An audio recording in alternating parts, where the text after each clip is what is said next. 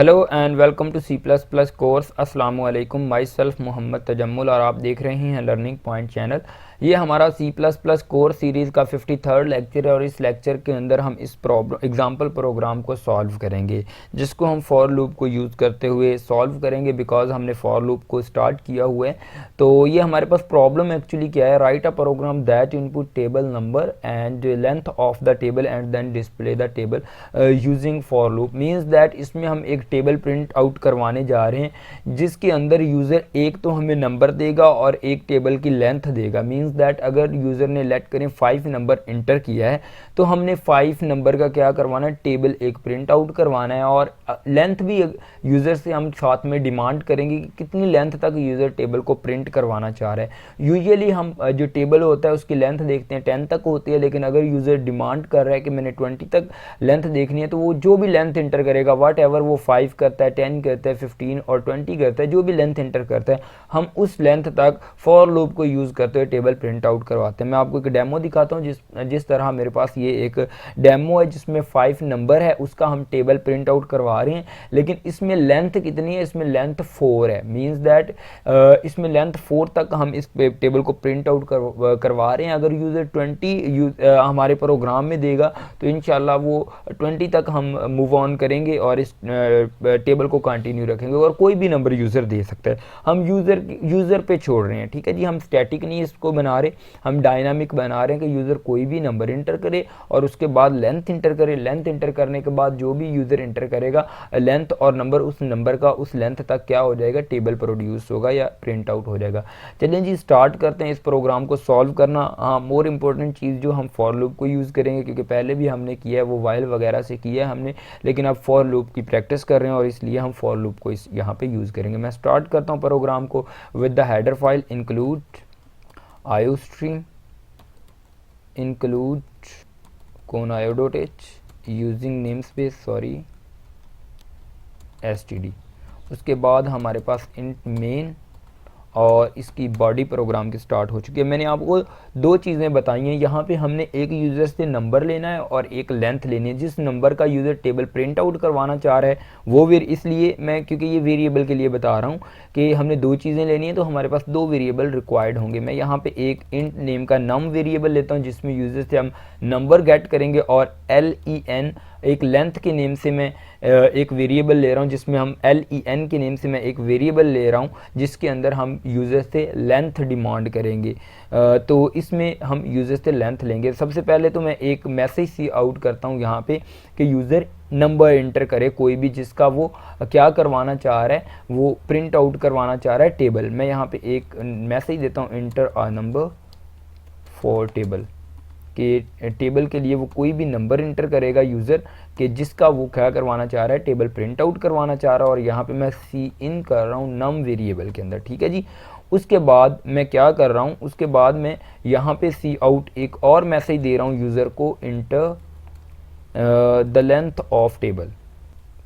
यहाँ पे मैंने एक और मैसेज दिया जिसके अंदर यूज़र से हम क्या गेट कर रहे हैं, हम लेंथ गेट कर रहे हैं कि कितनी लेंथ तक टेबल को क्या करवाना चाह रहा है यूज़र, अपना टेबल को प्रिंट आउट करवाना चाह रहा है। इसके बाद जब हमने दो चीज़ें ये गेट कर ली हैं, अब हमारे पास रिक्वायरमेंट कंप्लीट हो चुकी है। अब सिंपल हम फॉर लूप यूज़ करेंगे। फॉर लूप के अंदर int i is equal to 0, यहाँ पे मैंने वेरिएबल एक डिक्लेयर किया। उसके बाद इसको 1 के साथ मैं इनिशियलाइज़ करवाऊँगा। मोस्ट टाइम आप 0 से यहाँ पे 0 से इनिशियलाइज़ करवाते हैं इस वेरिएबल को जो इनिशियली स्टार्ट हो रहा होता है, लेकिन मैं 1 से यहाँ पे करवाऊंगा क्योंकि हमने मल्टीप्लाई करवाना है। टेबल है तो वो सारी वैल्यू को 0 ना कर दे, हमारी आउटपुट डिज़ायर नहीं आएगी अगर हम यहाँ पे 0 यूज़ करेंगे। देयरफॉर मैं यहाँ पे 1 यूज़ कर रहा हूँ। इसके बाद जब हम इनिशियलाइज वेरिएबल को करवा लेते हैं तो उसके बाद हमने क्या लगानी होती है, कंडीशन लगानी होती है। यहाँ पे मैं कंडीशन पुट करता हूँ जब तक हमारा i लेस देन और इक्वल होगा len जो लेंथ वेरिएबल है, इस वेरिएबल के जब तक हमारा i लेस देन और इक्वल होगा तब तक ये लूप क्या रहेगा, कंटिन्यू रहेगा, यानी कि चलता रहेगा हमारा ये वाला लूप, ठीक है जी।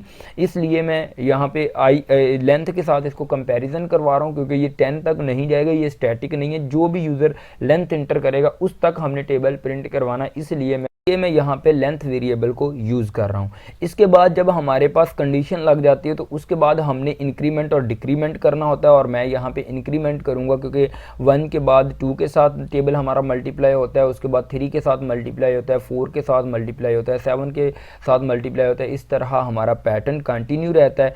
तो मैं यहाँ पे फॉर लूप की बॉडी के अंदर अब क्या करूँगा, उस पैटर्न को फॉलो करूँगा जिसका हमने जिस तरह हमने टेबल बनाना। लाइक मेरे पास यहाँ पे एक पैटर्न है, मैं एक ही लाइन यहाँ पे लिख लेता हूँ। जैसे कि हमने पहले क्या करना होता है, जिस नंबर का हमने टेबल प्रिंट आउट करवाना होता है उस नंबर को रखना होता है, उसके बाद मल्टीप्लिकेशन की साइन आती है, उसके बाद ये नंबर आता है जिसके साथ वो मल्टीप्लाई हो रहा होता है, और उसके बाद इज इक्वल टू की साइन होती है, और उसके बाद डिज़ायर हमारी आउटपुट होती है। मीन्स दैट इस तरह ये पैटर्न चलता है। मेरे बताने का मतलब ये इस लाइन को ये है कि हम इस पैटर्न को फॉलो करेंगे और इस तरह 1 बाय 1 नीचे को आते जाएंगे और हमारा पैटर्न बनेगा। सबसे पहले हमारे पास क्या आ रहा है, नंबर, क्योंकि हमने यहाँ बॉडी के अंदर आके हमने क्या करवाना होता है, सी आउट करवाना होता है।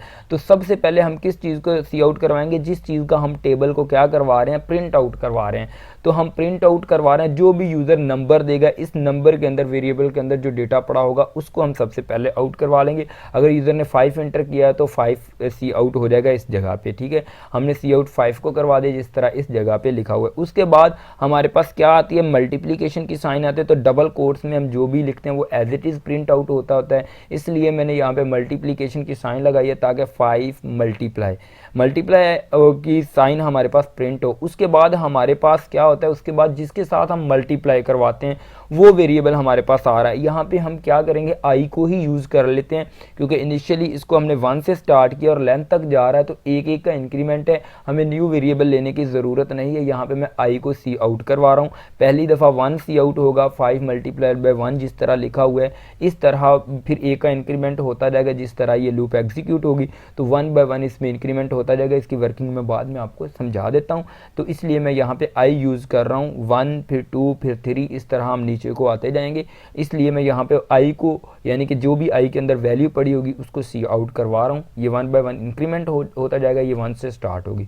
और उसके बाद हमारे पास किस चीज़ की साइन आ रही है, इक्वल की साइन आ रही है। तो हमने यहाँ पे क्या करना है, इक्वल की साइन को प्रिंट आउट करना है। ये फॉर्मेट आप एज इट इज़ लिखेंगे तो आपको मतलब ये लिख के आप एक दफ़ा रख लें अपने पास, जब भी आप इस प्रॉब्लम को सॉल्व करें फिर आप इस कंडीशन को इजीली लिख सकते हैं। हमने पहले 5 नंबर भी प्रिंट आउट करवा लिया, स्टैरिक भी प्रिंट आउट करवा लिया, फिर आई के अंदर जो 1 2 3 4 वो वैल्यू 1 बाय 1 होती जाएगी। उसके बाद हमने इक्वल साइन को भी करवा लिया। अब मकसद ये है कि हमने करवाना है कि जो रिजल्ट है हमारा, रिजल्ट एक्चुअली क्या होता है, जो नंबर होता है मल्टीप्लाई होगा आई के साथ। तो मैं यहाँ पे लिख रहा हूँ नम मल्टीप्लाइड बाय आई, और जो भी इसके साथ प्रोड्यूस होगा वो हम यहाँ पे सी आउट करवा रहे हैं डायरेक्टली। जैसे कि यहाँ पे 5 बन रहा है, यानी कि 5 मल्टीप्लाइड बाय 1 5 बन रहा है, फिर 5 मल्टीप्लाइड बाय 2 होगा नेक्स्ट टाइम तो वो 10 बन जाएगा, यानी कि नम मल्टीप्लाइड बाय आई होगा, क्योंकि हर दफ़ा आई के अंदर आपको पता है इंक्रीमेंट होता है।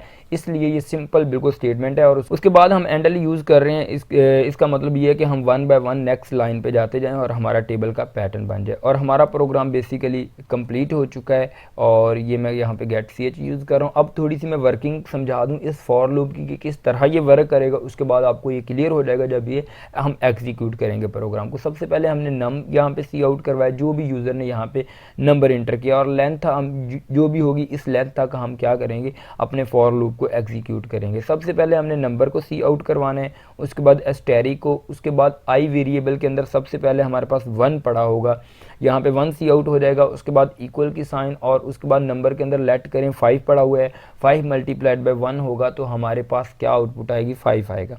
उसके बाद जब ये स्टेटमेंट एग्जीक्यूट होगी तो उसके बाद आपको पता है फॉर लूप का रूल है कि हम इंक्रीमेंट करते हैं। इंक्रीमेंट होगा तो आई वेरिएबल के अंदर हमारे पास वैल्यू 2 आ चुकी होगी।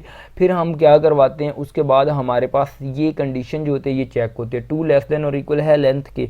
अगर यूज़र लेंथ लेट करें, यूज़र ने 10 इंटर किया तो डेफिनेटली ये कंडीशन ट्रू होगी। हम दोबारा से बॉडी के अंदर मूव करेंगे, फिर से हम नंबर को सी आउट करवाएंगे। जो भी नंबर होगा, 5 था तो 5 ही सी आउट होगा नेक्स्ट लाइन पे। इस तरह इसकी आउटपुट आएगी, 5 हमारे पास सी आउट होगा। उसके बाद एस्टेरिक की साइन तो as it is see out होगी क्योंकि ये डबल कोट्स में है। उसके बाद आई की वैल्यू, क्योंकि आई के अंदर इंक्रीमेंट हो गया, अब वैल्यू 2 आ चुकी है तो इस जगह पे 2 लिखा जाएगा। उसके बाद फिर इक्वल की साइन डबल कोट्स में है तो इसलिए ये एज इट इज़ आएगी। हमारी इक्वल की साइन, उसके बाद हमारे पास क्या आना है, वैल्यू कंप्यूट होके हमारे पास यहाँ पे लिखी जाएगी। नंबर 5 है, मल्टीप्लाई आई के साथ होगा, मीन्स दैट 2 के साथ होगा, तो 10 यहाँ पे आएगा, इक्वल के बाद यहाँ पे 10 आएगा, और इस तरह ये टेबल का फॉर्मेट बनना स्टार्ट हो जाएगा और हमारा टेबल क्या होगा, ये लूप एग्जीक्यूट होगी, लेंथ तक एग्जीक्यूट होगी। होप सो के गाइस सम हाउ आपको कोई समझ आई होगी। इसके बाद मैं इसे कमेंट करता हूँ क्वेश्चन को, और मैं आपको ये इसकी वर्किंग दिखाता हूँ, ये किस तरह हमारा प्रोग्राम एग्जीक्यूट हो रहा है, फिर आपको सम हाउ समझ आ जाएगी और दोबारा से इसको रिपीट कर लेंगे। मैं यहाँ पे इसका नेम देता हूँ प्रोग्राम का, और उसके बाद सेव पे क्लिक करता हूँ, तो देखते हैं मेरे पास क्या ये मुझसे डिमांड कर रहा है। सबसे पहले इसने मुझसे कहा है कि हम क्या मैं क्या इंटर करूं, मैं एक कोई भी नंबर इंटर करूं जिसका मैं टेबल प्रिंट आउट करवाना चाह रहा हूं। ठीक है, inter a number for a table, मैं 10 का टेबल प्रिंट आउट करवाना चाह रहा हूं। उसके बाद ये enter the length of the table, मुझसे लेंथ मांग रहा है कि आप कितने टाइम इस टेबल को एग्जीक्यूट करना चाहते हैं। लेट करें मैं 10 तक उसका टेबल देखना चाह रहा हूँ। जब मैं इंटर करता हूँ तो देखिए मेरे पास ये 10 का टेबल 10 तक मेरे पास आ रहा है। ठीक है जी, सिंपल बिल्कुल ये हमारा प्रोग्राम है। इसमें मैंने क्या किया है, टेबल का जो टेबल मैंने जिस चीज़ का प्रिंट करवाना वो नंबर दिया है, और उसके बाद मैंने उसकी लेंथ दी है, मेरे पास आउटपुट आ रही है। उसके बाद मैं अगेन इसको कंपाइल एंड रन करता हूँ और देखता हूँ मेरे पास क्या आउटपुट आ रही है। मैंने 12 का एक टेबल प्रिंट आउट करवाना, और उसकी लेंथ मैं 20 इंटर करता हूँ कि 20 तक मुझे क्या चाहिए, ये टेबल चाहिए। तो मैं देखता हूँ मेरे पास आउटपुट क्या आएगी। ठीक है जी,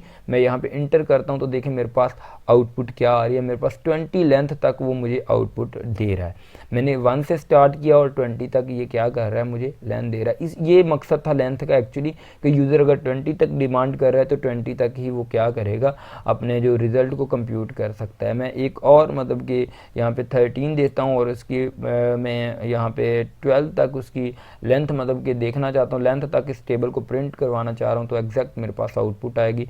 होप सो के गाइस आपको इस लेक्चर की समझ आ गई होगी कि इसमें क्या हो रहा है। ये एक्चुअली क्योंकि ऊपर चला गया, अब ठीक है देखें, क्योंकि वो स्पेस कम थी तो इसको मैंने थोड़ा सा मैक्सिमाइज़ किया। बिल्कुल रिज़ल्ट हमारा करेक्ट आ रहा है और हमारे पास आउटपुट बिल्कुल एग्जैक्ट आ रही है। देखें ये फॉर लूप को हमने यूज़ करके टेबल को प्रिंट आउट करवा लिया। अब इसको प्रैक्टिस कीजिएगा गाइज, आपको इंशाल्लाह समझ आ जाएगी। बेसिक जो बात है, आपने लूप जो है फॉर लूप ये कैसे एग्जीक्यूट होती है, इसकी वर्किंग आप समझ लें। मैं गारंटी के साथ कहता हूं कि आपको इस चीज़ की समझ आ जाएगी कि टेबल ये किस तरह प्रिंट आउट हो रहा है। बेसिकली यहाँ पे आपको लॉजिक बताना मकसद था, आप प्रैक्टिस खुद करें, इंशाल्लाह आपको समझ आ जाएगी। चलें गाइस, मिलते हैं नेक्स्ट वीडियो में, तब तक के लिए अपना ख्याल रखिएगा। हाँ, अगर ये वीडियो अच्छी लगी हो, आप इस तरह की इस सीरीज़ को देखना चाहते हैं कम्प्लीटली, तो आप मेरे चैनल को सब्सक्राइब करें। इंशाल्लाह आपको अपडेटेड वीडियोज़ जो मैं अपलोड करूँगा लेक्चर्स वो मिलते रहेंगे। चलें गाइस, अल्लाह हाफिज़।